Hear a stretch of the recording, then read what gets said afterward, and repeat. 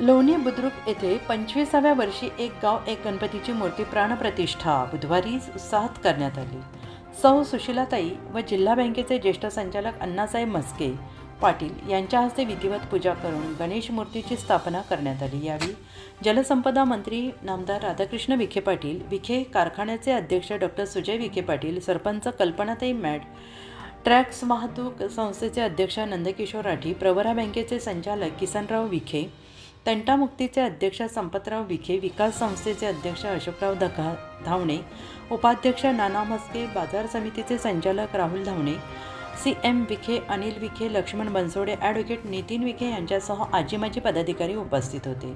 लोणी बुद्रुक येथे नामदार राधाकृष्ण विखे पाटील यांच्या संकल्पनेतून 2001 मध्ये एक गाव एक गणपती सुरू झाला। यावर्षी त्याला 25 वर्ष पूर्ण झाली।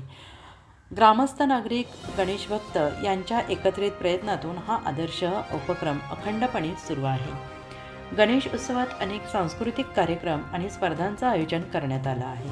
उत्तर महाराष्ट्र न्यूज नेटवर्कसाठी किशोर पाटणी, शिर्डी।